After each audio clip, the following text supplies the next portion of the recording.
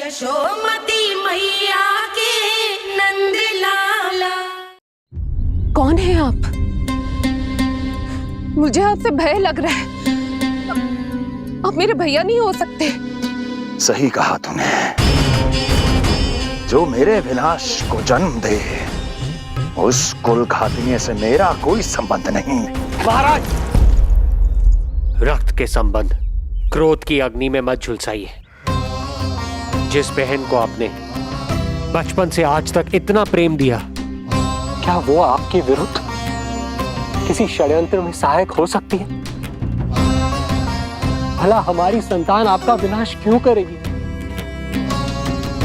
अपनी नवविवाहित बहन पर कृपा कीजिए महाराज। अपने पुरुषार्थ से आपने कितने असुरों को युद्ध में पराजित किया है। आज वो सब दरबारी बनकर आपकी सेवा करते हैं। हे महापराक्रमी कंस, यदि वो मायावी असुर आपको हानि नहीं पहुंचा पाए तो ये आपकी बहन आपका क्या बिगाड़ सकती है? दया कीजिए महाराज, दया कीजिए। आप बीच में मत पड़िए कुंवर जी। सुना नहीं क्या? इसकी 8वीं संतान मेरा वध करेगी। जब मां ही नहीं बचेगी तो 8वीं संतान के जन्म का तो प्रश्न ही नहीं उठता। यदि ऐसा है तो आप मुझे मार दीजिए। जब मैं ही जीवित नहीं रहूंगा तो देवकी की संतान होने की संभावना ही समाप्त हो जाएगी। अपने बहनोई की हत्या का पाप मैं नहीं कर सकता। और बहन की हत्या का पाप कर सकते हैं? जिसे जीवन भर प्रेम दिया है उसके प्राण लेने का अधिकार है मुझे। प्रिय भैया, यदि आपको इस विषय में इतना संदेह है तो आप हमारी 8वीं संतान के प्राण ले लीजिएगा। बल्कि 8वीं संतान ही क्यों, उसका जन्म होने तक हमारी सभी संतानों का वध आप स्वयं अपने हाथों से कर लीजिए। स्वामी! हे मथुराधिपति, मेरी पत्नी को प्राण दान दे दीजिए। मैं महाराज शूरसेन का पुत्र वसुदेव आपको वचन देता हूं, अपनी 8 संतानों को जन्म देते ही स्वयं आपके सामने प्रस्तुत करूंगा। अपनी 8 संतानों को जन्म लेते ही स्वयं आपके सामने प्रस्तुत करूंगा।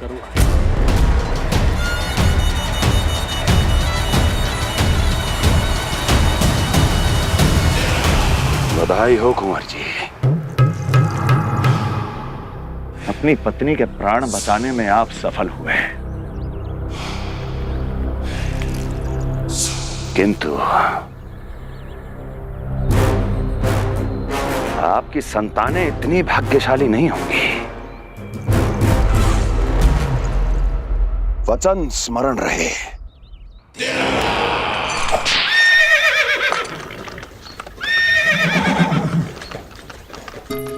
इस तरह रक्त की प्यासी कंस की तलवार की छाया में देवकी और वसुदेव का वैवाहिक जीवन प्रारंभ हुआ।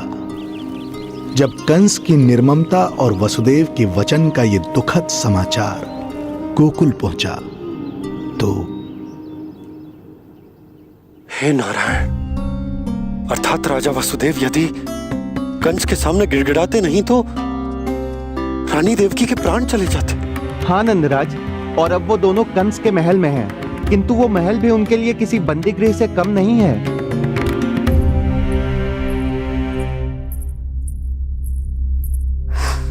एक भाई अपनी बहन के साथ ऐसा करने की सोच भी कैसे सकता है? मेरा बस चले तो उस दुष्ट कंस को मटके में डाल के इसे घोंट के रख दूं, जैसे मलाई घोट के माखन निकाला जाता है।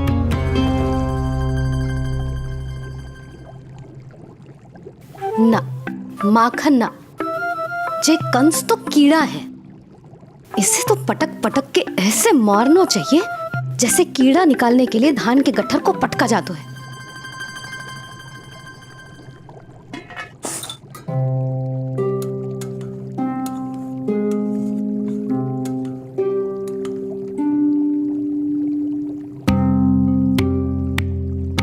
किंतु जब रोहिणी जिज्जी को पता चलेगा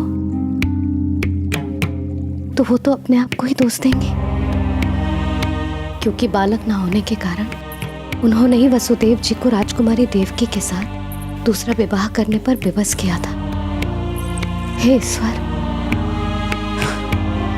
जिस सुख के लिए रोहिणी जिज्जी ने पत्नी जीवन का सबसे बड़ा त्याग किया था, जब उन्हें पता चलेगा कि वही सुख उस क्रूर कंस ने छीन के मटिया मेट कर दिया है, तो कितना कष्ट पहुंचेगा।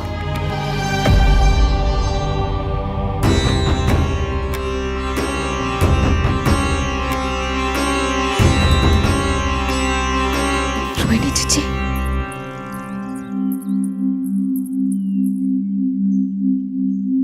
गोप नरेश, कृपया मुझे अपने भैया के पास ले चलिए।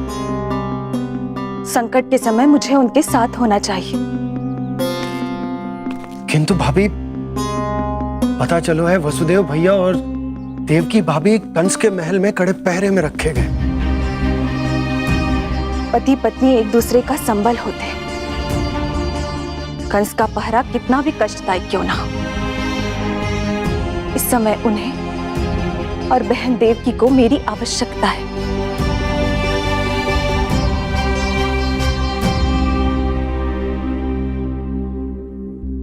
ये मेरी व्यवस्था है। ये यादव कुलदीपक होकर भी आपको इस महल में बंदियों की तरह रहना पड़ रहा है, और मैं कुछ कर भी नहीं पा रही। काश आपने मुझसे विवाह ही ना किया होता। तो क्या मैं अपने भाग्य से भाग पाता देवकी? पूर्व जन्म के कर्मों के फलस्वरूप जो हमारी नियति में लिखा है वो तो हमें भोगना ही है। श्री हरि क्या करते हैं, कब और क्यों करते हैं, ये दुख हमारे जीवन में किस उद्देश्य से आए हैं, इन रहस्यों का पता लगा पाना हम मानवों के लिए संभव नहीं है देवकी।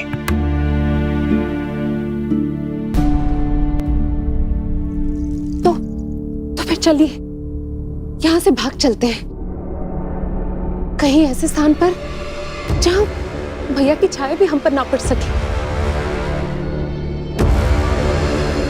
नहीं प्रिय, कंस के गुप्तचरों की दृष्टि हम पर अवश्य होगी, और मैं ऐसा कोई कार्य नहीं कर सकता जिससे तुम्हारे जीवन पर कोई संकट आए। और मैंने उन्हें अपनी सभी संतानों को सौंपने का वचन भी दिया है। अपना वचन मेरे लिए प्राणों से भी अधिक महत्वपूर्ण है देवकी।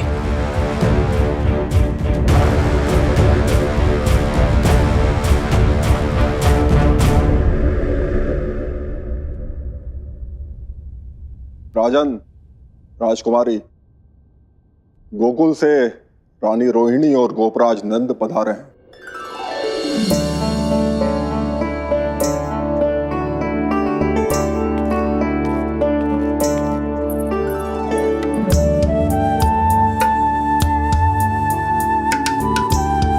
स्वामी,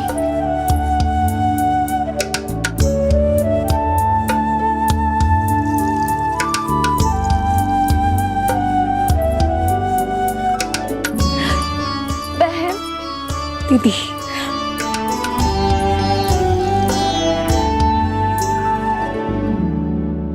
भाई नंद, जो आप हमारे लिए कर रहे हैं उसके लिए धन्यवाद शब्द बहुत छोटा है।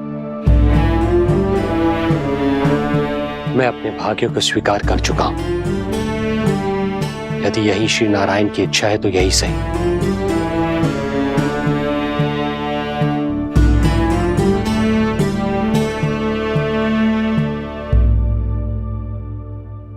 भाई नंद, इस समय मथुरा का वातावरण अनुकूल नहीं है, आपको जाना चाहिए।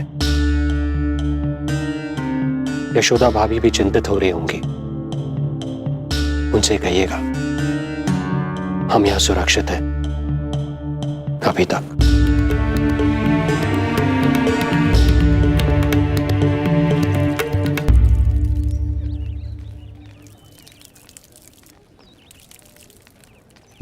वसुदेव भैया का भाग्य पर भरोसा देख वे अपनी संतानों को कंस को अवश्य सौंपेंगे। हे ईश्वर, इतना कठोर वचन, जब इसे निभाने का कठिन समय आएगा तो कैसा अनुभव करेंगे वे? उनका हृदय तो चकनाचूर हो जाएगा।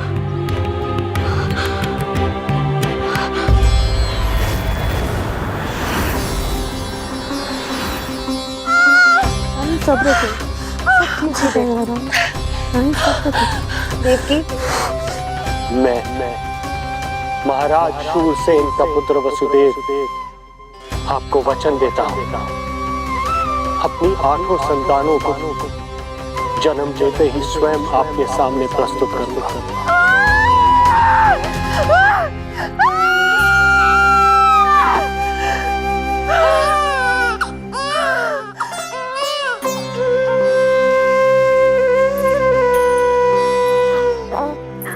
बधाई हो स्वामी, आपको पुत्र रत्न प्राप्त हुआ है।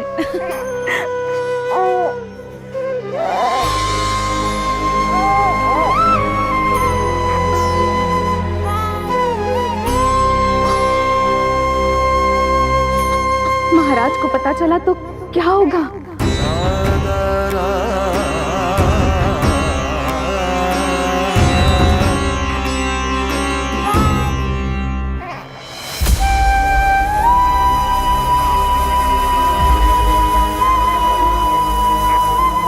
अपने पुत्र को इन हाथों में थामना। कितने वर्षों से इस पल की प्रतीक्षा कर रहा था मैं, और आज जब यह पल आया है, मेरी आंखों में दुख के आंसू हैं। एक पिता जब प्रथम बार अपनी संतान को गोद में उठाता है तो सबसे पहले यह सोचता है कि उसे क्या नाम दूं, उसका सुनहरा भविष्य कैसे सुनिश्चित करे। किंतु मैं वो भाग्यहीन पिता हूं जो अपने पुत्र का भविष्य मृत्यु के अंधकार में डुबोने जा रहा है। मैं इसे नाम देकर क्या करूंगा?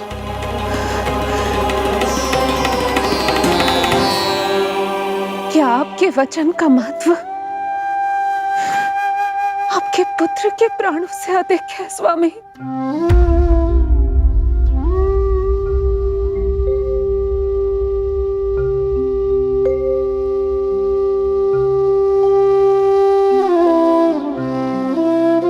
श्री नारायण का दूसरा नाम सत्य होता है देवकी।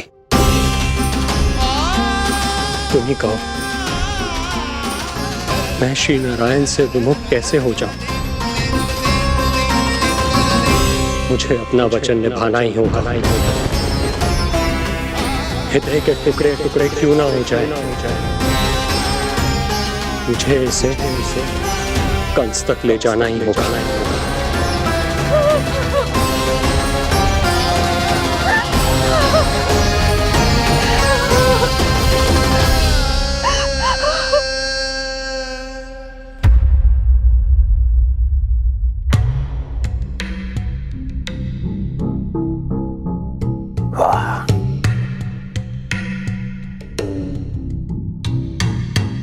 इतना स्वादिष्ट भोजन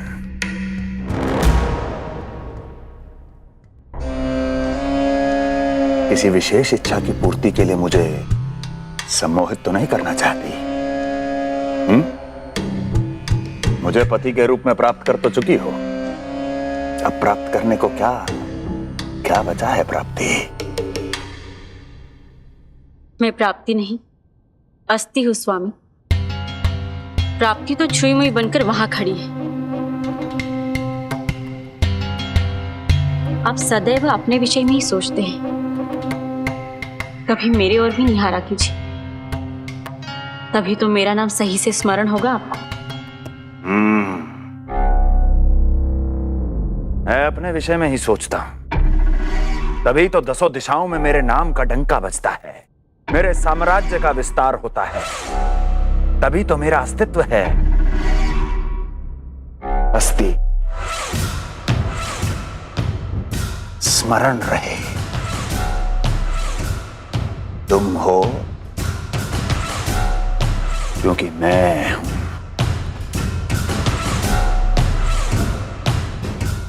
वन में यदि सिंह न हो तो उसके आश्रिति पर गीदड़ भी आक्रमण कर देते हैं। सिंह कभी अपने शत्रु को एक क्षण भी जीवित नहीं छोड़ता महाराज। आपने तो छोड़ दिया देवकी को। सिंह नहीं, आप वो गाय हैं जो अपनी कसाई से अथाह प्रेम करती है।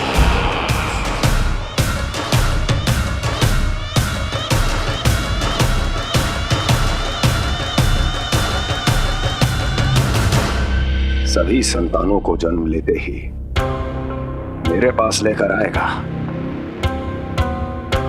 ये वचन दिया है वसुदेव ने मुझे।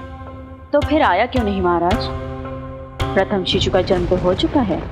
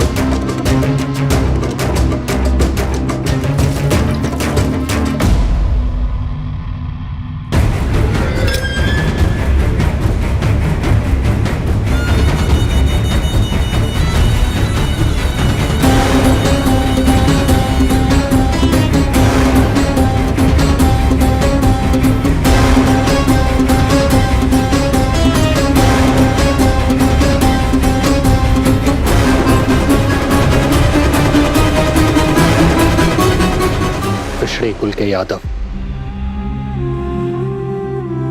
अपना वचन मिथ्या नहीं होने देते महाराज।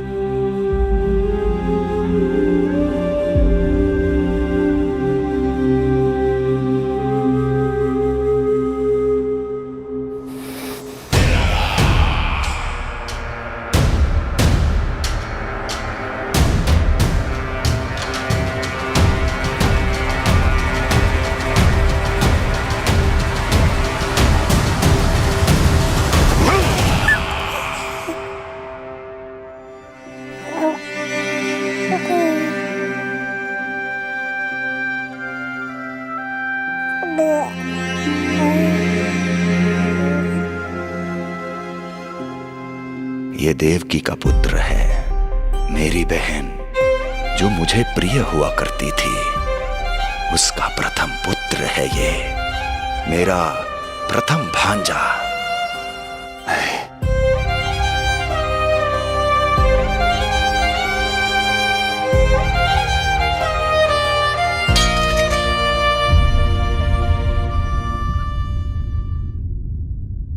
इसे वापस ले जाइए कुंवर जी।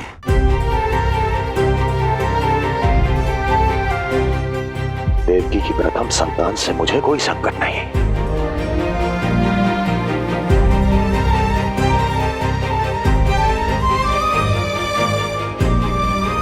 और आपको क्या लगता है कुंवर जी कि मैं कोई राक्षस हूं क्या?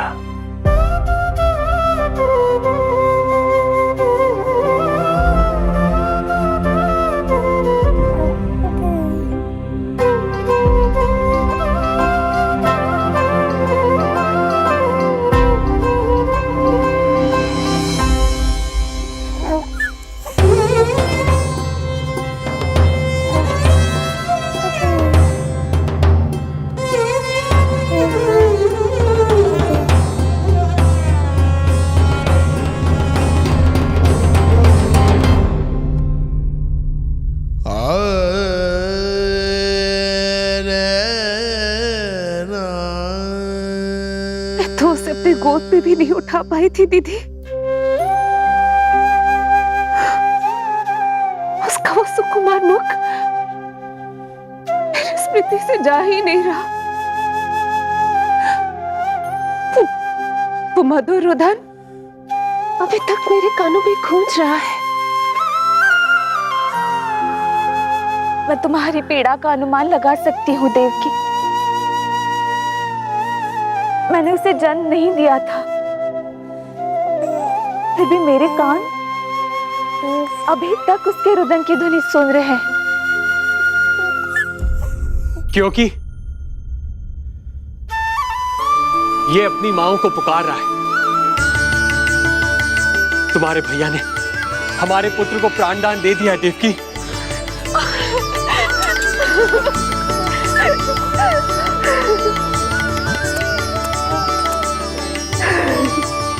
स्वामी, अब अपने पुत्र का नामकरण कीजिए। इसे ऐसा नाम दीजिए कि इसका भविष्य यश और कीर्ति से परिपूर्ण हो।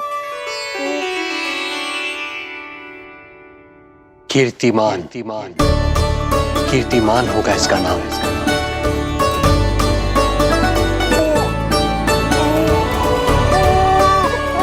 कीर्तिमान।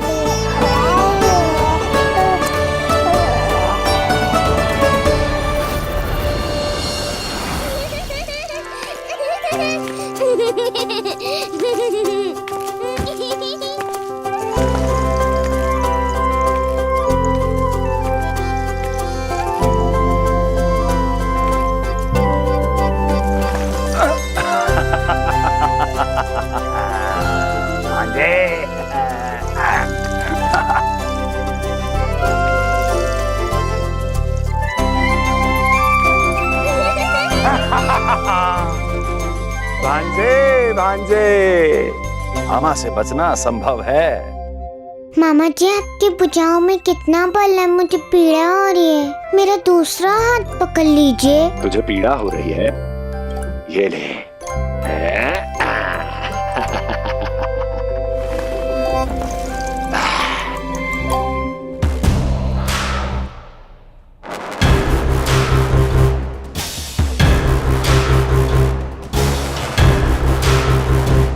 नारायण नारायण। मामा जी मूर्ख बन गए, मामा जी मूर्ख बन गए, मामा जी मूर्ख बन गए। इतना दुस्साहस! जा खेल। अब मामा जो है देवर्षि के साथ मंत्रणा करेंगे। जा खेल। क्योंकि अत्यंत महत्वपूर्ण ना हो तो देवर्षि हमारे द्वार पर आने का कष्ट नहीं उठाएंगे। कहिए देवर्षि, कैसे आना हुआ? मैं तो बस आपको ये अद्भुत कमल पुष्प भेंट करने आया था महाराज। इसे देखते ही मुझे आपका स्मरण हुआ था। मानो ये मुझे पुकार कर कह रहा हो, मुझे महाराज कंस के पास ले चलिए। इसमें तो कुछ भी विशेष नहीं है देवर्षि। इसमें 8 पंखुड़ियां हैं महाराज, और 8वीं पंखुड़ी सबसे विशेष है। यदि विश्वास न हो तो आप स्वयं गिनकर देख लीजिए। आप मेरा उपहास कर रहे हैं देवर्षि। आप गिनिए तो सही महाराज। 1 2 3 4 5 6 7 8। क्या आप निश्चित रूप से कह सकते हैं कि यही 8वीं पंखुड़ी है? विचार कीजिए महाराज। क्या आप बिना किसी शंका के कह सकते हैं कि कौन सी पंखुड़ी पहली है और कौन सी 8वीं? क्या आप पूर्ण विश्वास के साथ कह सकते हैं कि कौन प्रथम है और कौन अंतिम? फिर चाहे वो पंखुड़ी हो या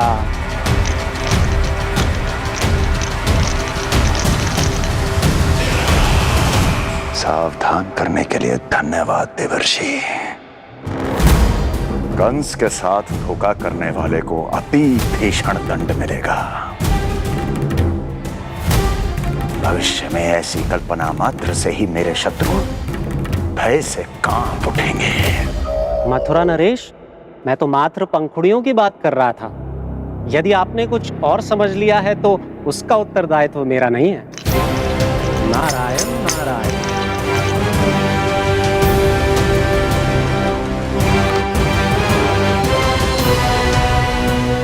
विचार कीजिए महाराज।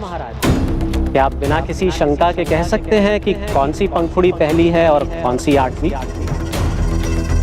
क्या आप पूर्ण विश्वास के साथ कह सकते हैं कि कौन प्रथम है और कौन अंतिम?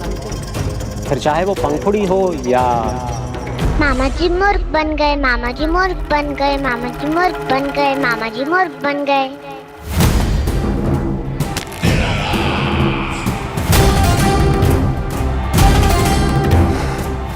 कंस को कोई मूर्ख नहीं बना सकता। कीर्तिमान। जी मामा जी। क्रोध काम लोभ मद मोह मत्सर, क्रोध काम लोभ मद मोह मत्सर, क्रोध काम लोभ। मामा जी मुझे दर्द हो रहा है। मद मोह मत्सर, क्रोध काम लोभ मद मोह मत्सर। स्वामी, ये कीर्तिमान के लिए कैसा लग रहा है? ये लीजिए स्वामी।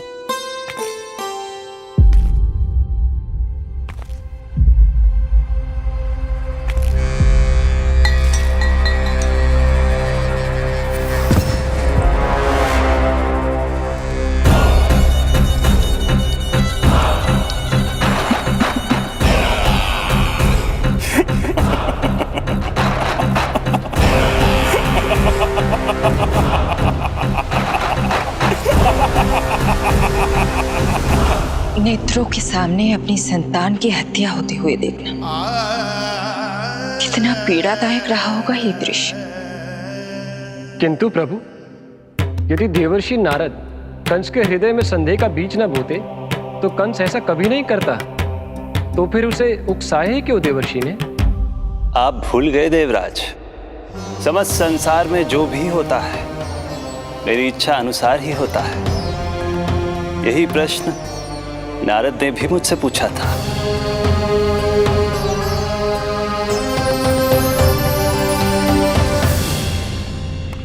नारायण नारायण।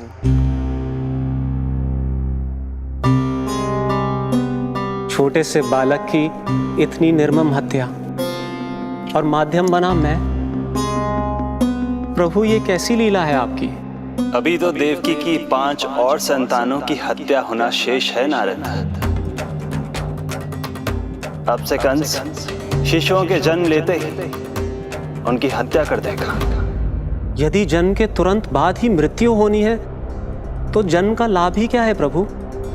यही विधि का विधान है नारद। कीर्तिमान और शेष 5 बच्चे श्रापग्रस्त हैं। जन्म के कर्मों के अनुसार अल्पायु होना उनकी नियति है।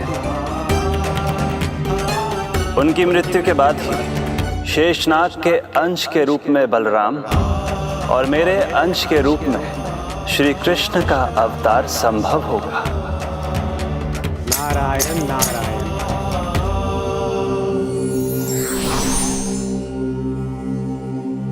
देवकी के पुत्र एक के बाद एक जन्म लेते रहे और उनकी हत्या कर कंस अपने पापों की संख्या में वृद्धि करता रहा। नहीं! मत मारो! मेरा पुत्र! मेरा पुत्र!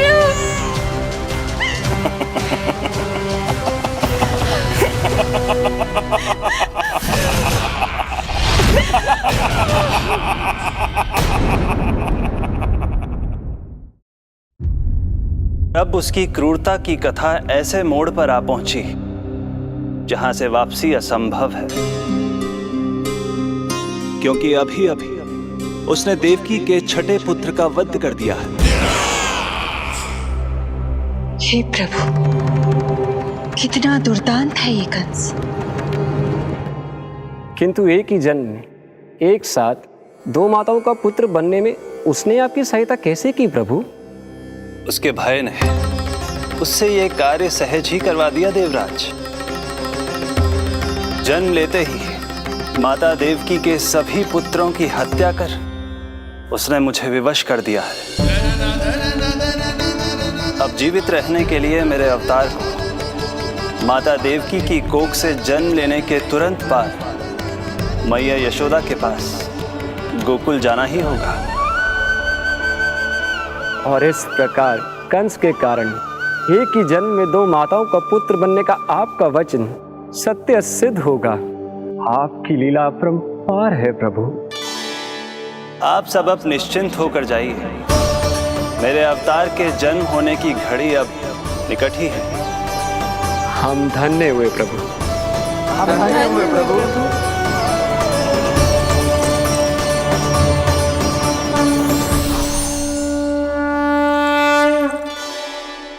मुझे तो अभी से मैया यशोदा के साथ आपको खेलते हुए देखने की उत्सुकता हो रही है। उनकी प्रवृत्ति कितनी निराली है। क्रोध ना करूं तो क्या करूं? देखिए इसकी सतानी, फिर चला गया सुलक्षणा के बगीचे में फूल खाने।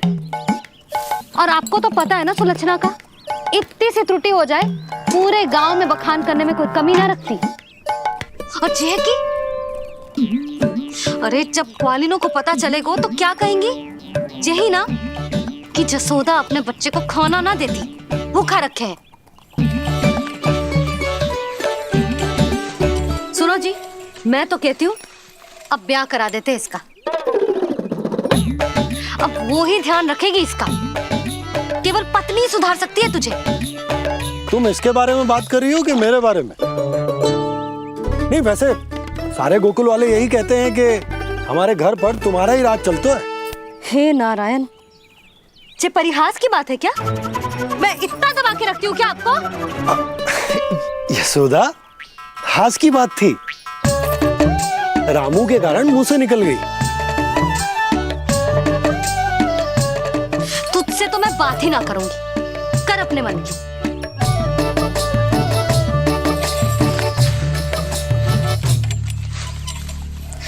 पता है तुझे कितना क्रोध आता है जब तू ऐसे बिना बताए घर से चला जाता है। प्रेम है जे मेरा, चिंता है मेरी। तुझे कुछ हो जाए तो अपना लल्ला माना है तुझे।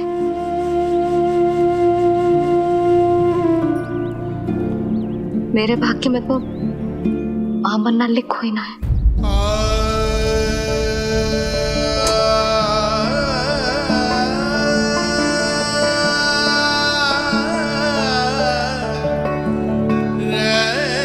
यशोदा,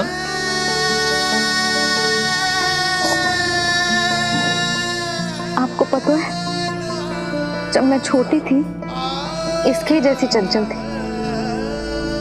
गांव वाले कहते थे एक बार बड़ी हो जाएगी अपने आप ठहराव आ जाएगा। ना आयो। फिर बड़े बूढ़े कहने लगे चिंता की कछु बात ना है, एक बार शादी हो जाएगी सब ठीक हो जाएगा। ना हुआ। फिर सबन ने कही एक बार बालक हो जाने दो, गोद भर जाएगी अपने आप परिपक्व हो जाएगी। पर गोद तो भरी ना मेरी। बालक तो हुआ ही ना। उस पर जब जे भी भाग जाता है तो मुझे रह रह के यही स्मरण होता है कि कमी मुझ में ही है। मैं ही किसी बात का ध्यान न रख पाती। संभव है यही कारण से नारायण ने बालक ना दियो मुझे। यदि देते तो बहुत बुरी मैया बनती मैं। यशोदा, क्या होगा तुम्हें? कहाँ की बात कहाँ लेकर जा रही हो तुम?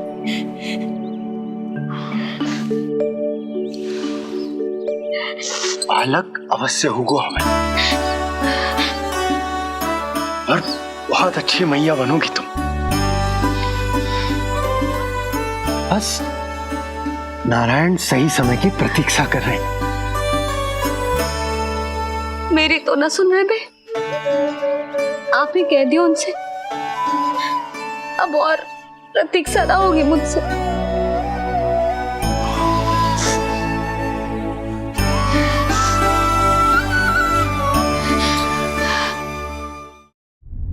प्रतीक्षा तो अब मुझसे भी नहीं हो रही मैया। तो फिर मैया की इच्छा पूरी कीजिए प्रभु।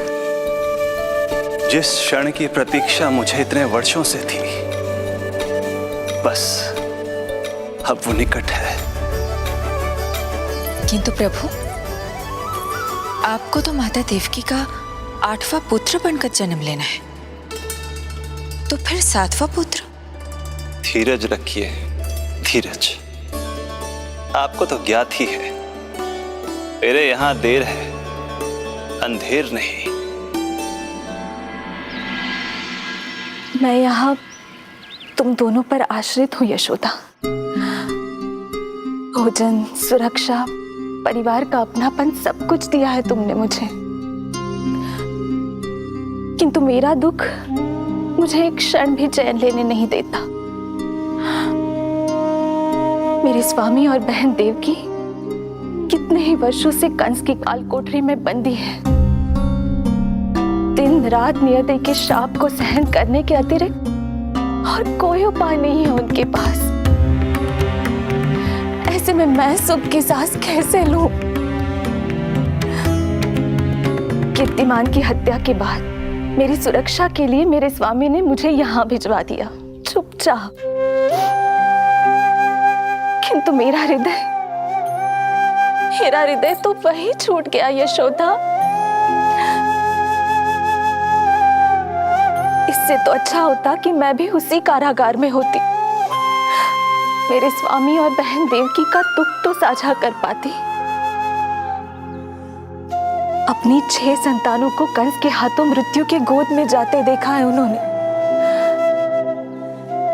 अब तो मुझे उस क्षण की कल्पना से भी डर लगने लगा है, जब देवकी अपने 7वें पुत्र को अपने गर्भ में धारण करेगी।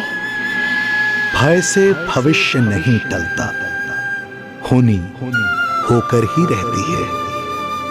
समय बीता और देवकी के गर्भ में 7वें पुत्र का आगमन हुआ। क्या इसका भी भविष्य वही होगा जिसके भाइयों का हुआ था? इस बंदी गृह की दीवारें, प्रत्येक ईंट, प्रत्येक पत्थर, यहां तक कि यहां की वायु भी उस कंस की बंदी है। अब तक तो उसे सूचना भी मिल चुकी होगी। वो निर्दयी, क्रूर प्रतीक्षा कर रहा होगा कि कब तुम्हें प्रसव हो और कब उसकी तलवार हमारे नन्हे शिशु, हमारी 7वीं संतान का रक्त पिए।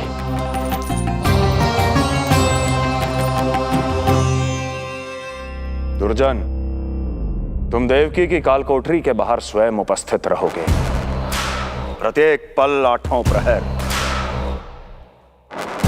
जैसे ही शिशु पहली श्वास ले, तुम मुझे सूचित करोगे। अवश्य महाराज, आज्ञा दें।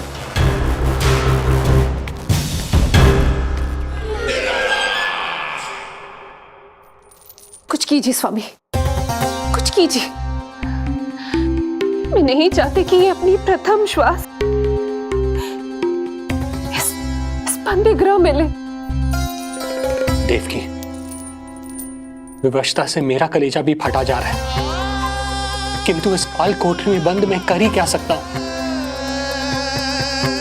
किंतु इस सृष्टि के पालनहार, जगत के नियंता श्री हरि तो कर सकते हैं, तो फिर क्यों नहीं करते वो कुछ ऐसा कि कम से कम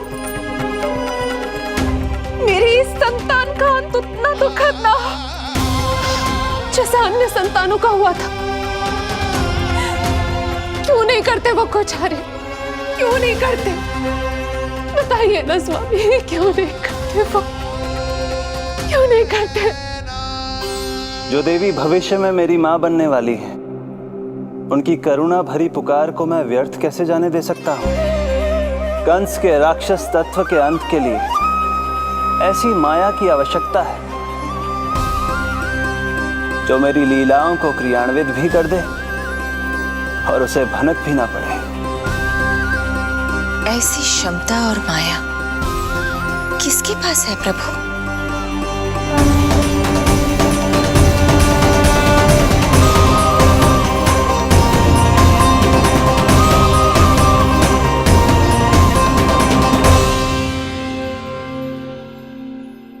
ओम नमो आकर्षिणी ज्वाला मालिनी, ओम नमो भगवती क्लेशनाशिनी।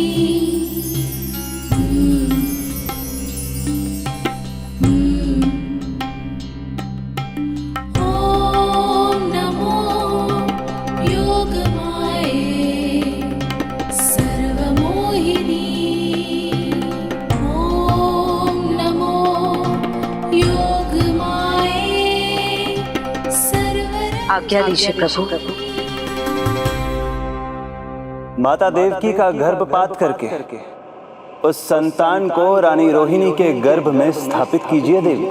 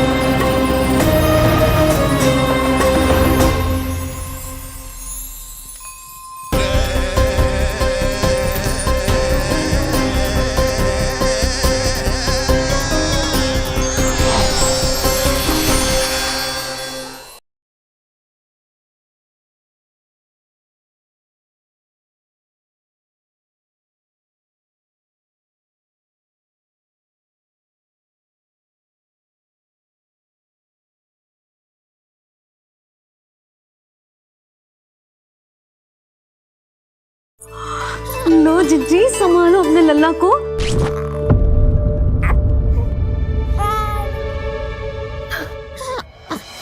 कौन है? हाँ, गोकुल का राजकुमार है।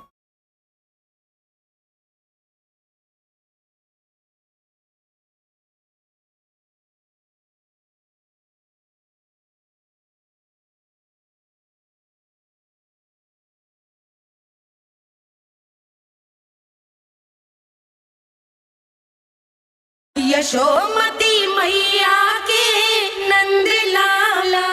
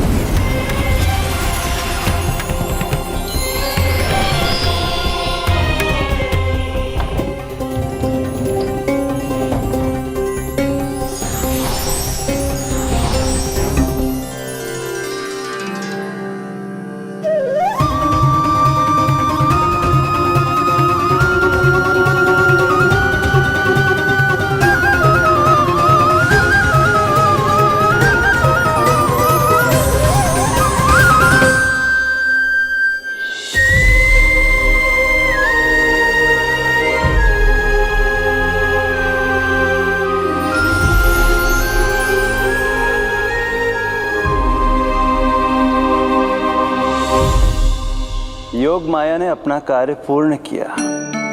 सुबह सूर्य की रश्मियां देवी रोहिणी को ऐसा संदेश सुनाएंगी जिसे सुनकर वो प्रसन्नता से झूम उठेंगी।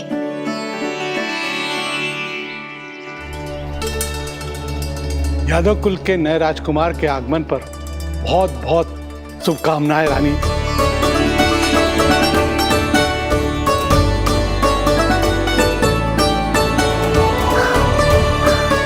यशोदा, मैं माँ बनने वाली हूँ। यशोदा, सुना तुमने? चिच्ची, मैं माँ बनने वाली हूँ। मैं माँ बनने वाली हूँ यशोदा। मैं अरे संभाल के जीजी चिकार कर रही हो। बधाई हो चिच्ची, बधाई हो, बहुत बहुत बधाई हो।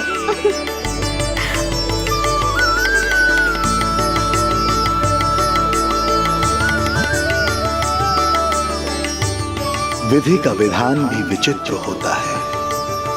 रोहिणी, जिनका ये पुत्र नहीं है, वो प्रसन्न है, किंतु देवकी, जिनका ये पुत्र है, वो व्याकुल है।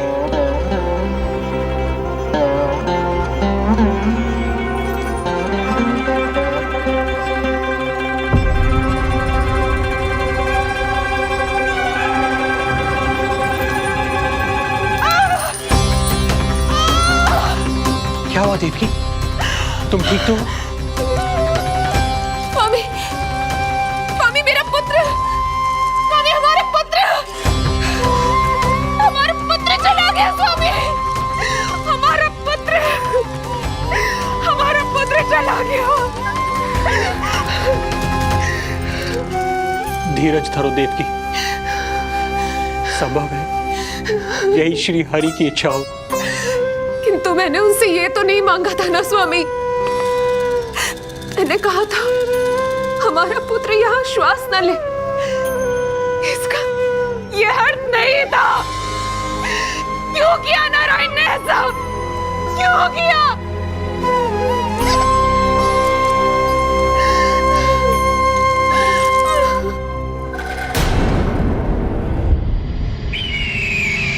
तो ये सत्य है महाराज, राजकुमारी देवकी का गर्भपात हो गया है। बच गया वो शिशु। किंतु यदि मेरे हाथों उसकी मृत्यु होती तो अधिक कष्ट होता उसे। सुख में समय पंख लगाकर उड़ता है। शीघ्र ही रोहिणी के प्रसव का दिन आ पहुंचा और उसने एक स्वस्थ और सुंदर बालक को जन्म दिया।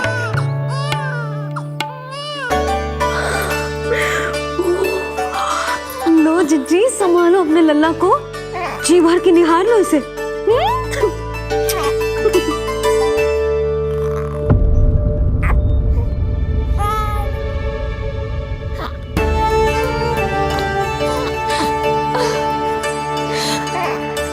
मेरा पुत्र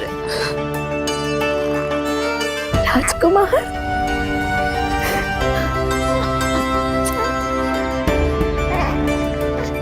अच्छा जीजी, मैं तनिक इनको भी सूचना देकर आती हूँ। वसुदेव भैया तक भी तो जी शुभ समाचार पहुंचानो है। राजकुमार कौन है? हाँ, गोकुल का राजकुमार है। हाँ, गोकुल का राजकुमार है मेरा बच्चा। बल तो इतना है कि पूछो ही मत।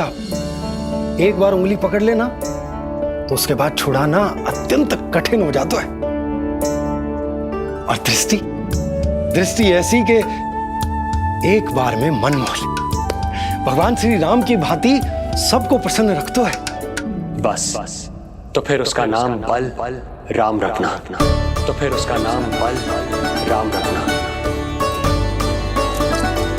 देवकी, बधाई हो, तुम छोटी मां बन गई। भैया, आप दोनों कछु चिंता न करियो।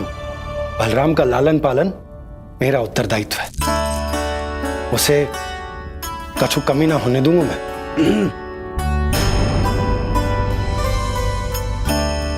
मुझे चलना चाहिए। कितने वर्षों बाद तुम्हारे कारण शुभ समाचार मिला है हमें। श्री नारायण हमेशा तुम पर कृपा बनाए रखे।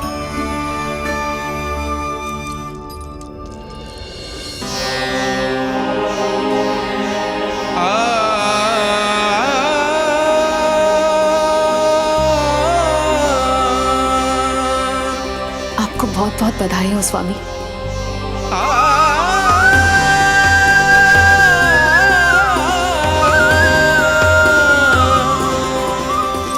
देवकी, क्या हुआ?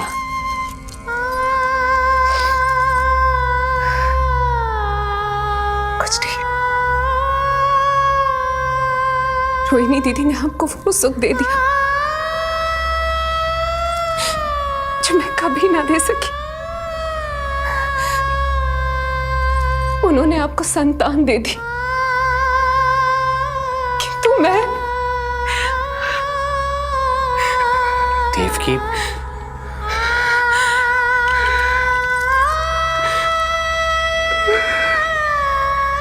इस समय जो व्यथा माता देवकी की है वही पीड़ा माता यशोदा की भी है। माता देवकी की ममता अपनी सभी संतानों को खोने की वेदना से त्रस्त है, तो माता यशोदा की ममता संतान ना होने के संताप में झुलस रही है।